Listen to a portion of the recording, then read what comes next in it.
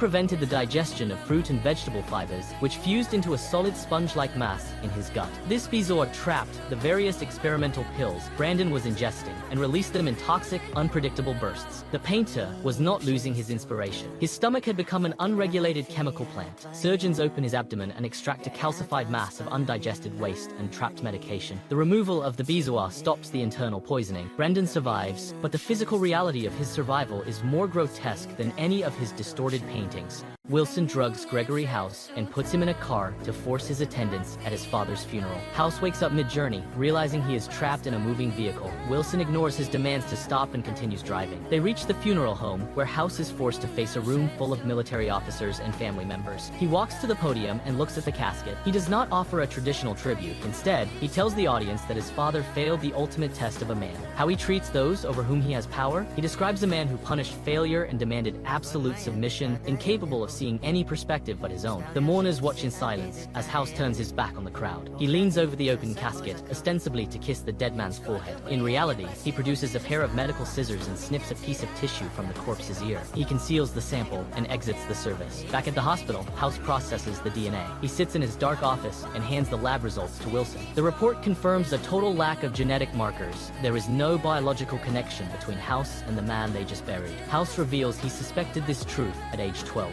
and has spent decades waiting for physical evidence. He stares at the paper, confirming that his lifelong tormentor was a stranger. He drinks his scotch in silence. The man he hated is dead, and the bloodline is officially severed. House is right, but the victory offers no warmth.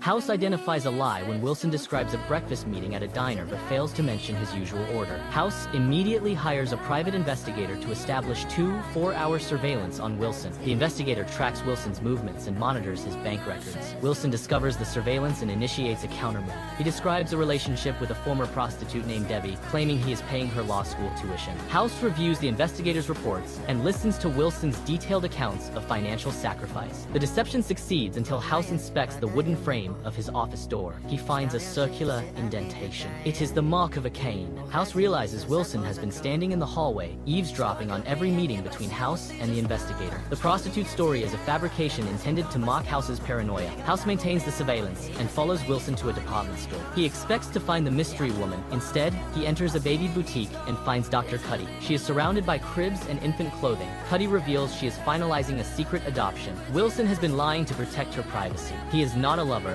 He is her official character reference for the adoption agency. The morning absences were for legal interviews, not secret dates. House stands in the store and watches Cuddy prepare for a child. He realizes his investigation has uncovered a truth he cannot exploit. The game ends in the nursery. Valerie enters the hospital with a minor earache, but her condition rapidly escalates into heart and kidney failure. Dr. House uses an MRI to monitor her brain's reaction to emotional stimuli. The scan reveals a total lack of activity in the regions responsible for empathy. House informs the team that Valerie is a psychopath. Valerie does not dispute the finding. She calmly explains how she poisoned a colleague to eliminate a professional rival. She admits her marriage to Bill is a calculated move to access his trust fund. To her, people are merely instruments for personal gain. She shows no regret, even as her organs continue to fail. As Valerie nears death, House notices a specific physical marker. Her fingernails have turned blue. He realizes this is not a psychiatric issue, but a biological one. Valerie has Wilson's disease. Excess copper has saturated her tissues and damaged her brain, physically blocking her ability to feel. House starts chelation therapy to strip the copper from her blood. As the levels drop, Valerie's brain functions begin to normalize. Her emotions return, but they bring no relief. She finally perceives the depth of her husband's devotion and the cruelty of her own exploitation. The treatment saves her life, but forces her to confront the wreckage of her marriage. Regaining her conscience becomes her ultimate punishment. She is left alive, fully aware of the pain she has caused, with no way to undo the damage. Gregory House admits to a 20-year-old secret. During medical school, he swapped his final paper with a classmate named Lorenzo Wibberley. House received an A, while Wibberley failed the course and seemingly disappeared from the medical world. For 2 decades, House carries the conviction that his arrogance cost a man his career. He eventually tracks Wibberley down and finds him bagging groceries at a supermarket. Wibberley's life appears to be in shambles. He is surrounded by moving boxes and facing the immediate foreclosure of his home. House watches his former classmate struggle with debt and realizes the man has no professional future. Driven by a rare sense of moral obligation, House writes a check large enough to pay off the entire mortgage. He goes to Wibberley's house and tries to force the money on him, demanding he take it to save his property. Wibberley hesitates, creating a stalemate in the darkened living room. Then, Wibberley reveals the reality. He tells House he was an orthopedic surgeon for 10 years at New York Mercy. He did not fail out of medical school. He lost his license because he was a compulsive gambler who committed Medicare fraud to cover his losses. He let House believe the paper swap was the cause of his downfall, simply because House's guilt was useful. House stands in silence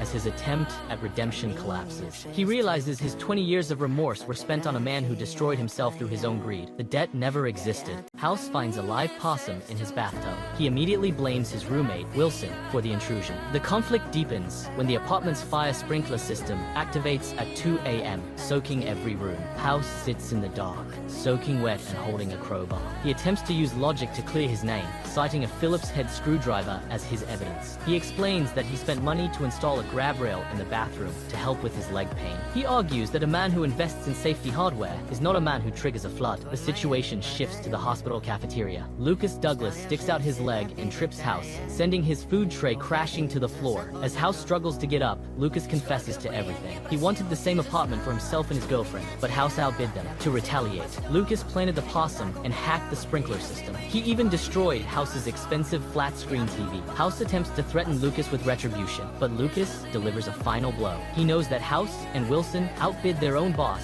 Dr. Cuddy, to secure the condo. Lucas promises to tell Cuddy exactly who took her dream home if House tries to fight back. House realizes he is trapped. The detective has used House's own greed and secrecy to strip him of any defense. House remains silent, forced to accept the loss of his property and his pride. 22-year-old football prospect Darryl dominates the field with terrifying force. During a high-stakes scout session, his aggression shifts from professional to pathological. He brutally attacks his own teammates, leaving them on the turf. The rage is not a tactic, it is a symptom. At the hospital, Darryl's heart rate spikes and his limbs turn pale. The medical team suspects steroid use, but the tests come back clean.